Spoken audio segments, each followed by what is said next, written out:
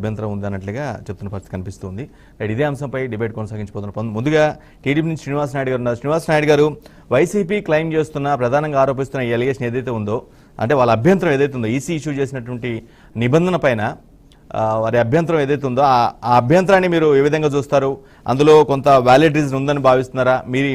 వారికి మాత్రమే ఎఫెక్ట్ ఆ నిబంధన వల్ల మీ పార్టీకి కానీ మీ కూటమి నేతలకు కానీ ఎలాంటి ఇబ్బంది ఉండదా, మీ అభ్యర్థులకు కానీ?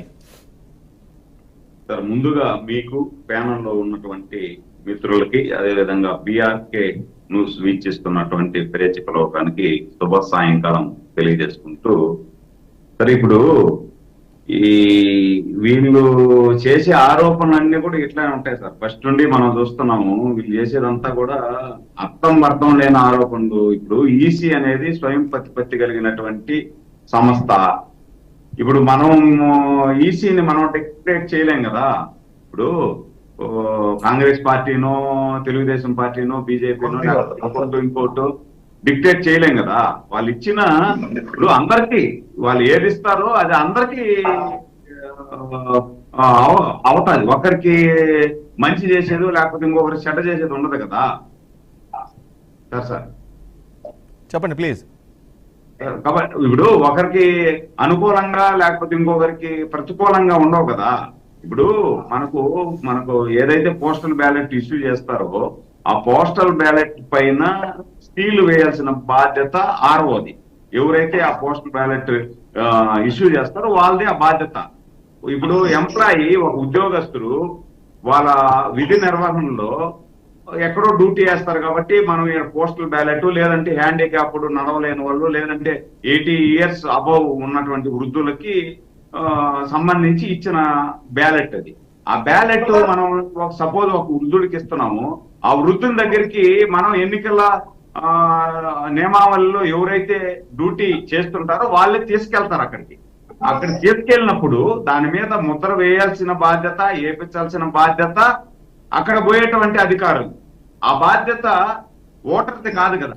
ఓటర్కు అంత అవగాహన ఉండదు కదా. వాడు ముద్ర ఉందా లేదా అని కాదు కదా. మనకు ఆ బ్యాలెట్ తీసుకెళ్తారు. ఆ బ్యాలెట్ లో ఎవరికి ఓటేయాలా ఆ సింబల్ ప్రకారం వాళ్ళు ఓటేస్తారు, అంతే కదా. ఉద్యోగస్తులు కూడా క్యూలో నిలబడి శ్రమకు ఓర్చి ఒక బ్యాలెట్ లో పాల్గొని వాళ్ళకి కావాల్సిన అభ్యర్థికి ఓటేసేసి వస్తారు.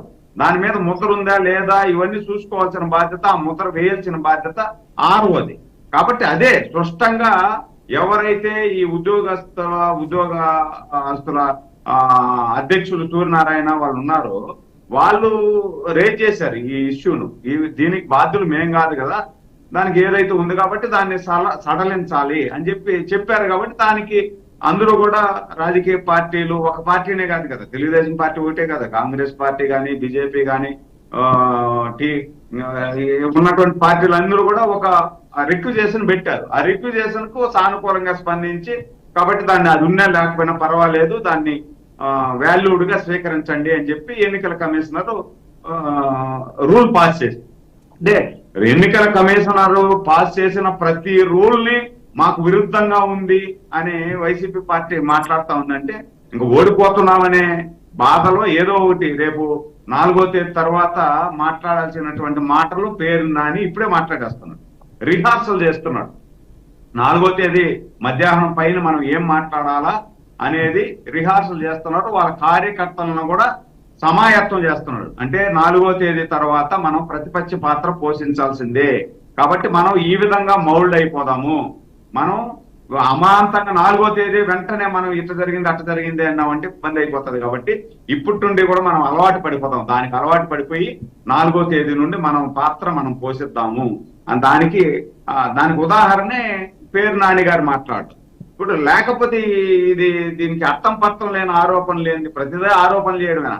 మొన్న ఏం చేసినారు, ఎలక్షన్ పారదర్శకంగా జరగట్లేదు, పోలీసులు మా మాట వినడం లేదు, అధికారులను మార్చేస్తున్నారు అని చెప్పి గగ్గోలు పెట్టారు. అధికారులను ఎక్కడ మార్చారు?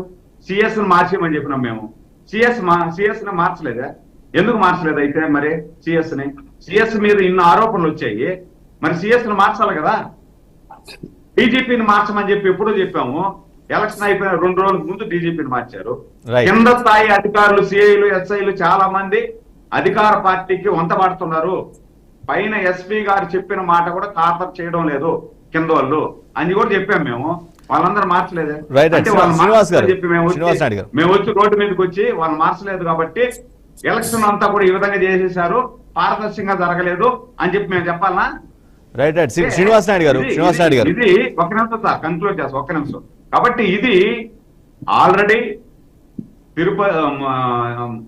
ఓటర్స్ అందరూ కూడా డిసైడ్ అయిపోయి బ్యాలెట్ పేపర్లు వాళ్ళు ఓటును, అమూల్యమైన ఓటులను బాక్సులు ఈవీఎంలు నిక్షిప్తం అయి ఉన్నాయి.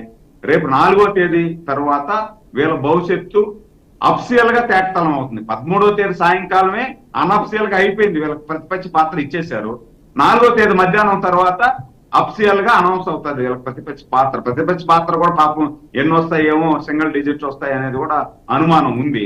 కాబట్టి ఇప్పుడు వాళ్ళు మానసికంగా రెడీ అయిపోతే రేపు జరగబోయే పరిణామాలు ఎదుర్కోవడానికి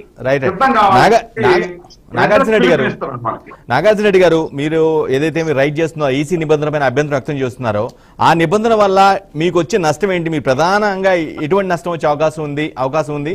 ఆ మీలాగనే ఆ టీడీపీ కానీ, జనసేన కానీ, కాంగ్రెస్ కానీ పార్టీలే, వారికి రాకుండా మీకు మాత్రం ఎందుకు నష్టం వస్తే మీరు మాత్రం ఎందుకు అంత తీవ్రంగా అభ్యంతరం వ్యక్తం చేస్తూ ఉన్నారు?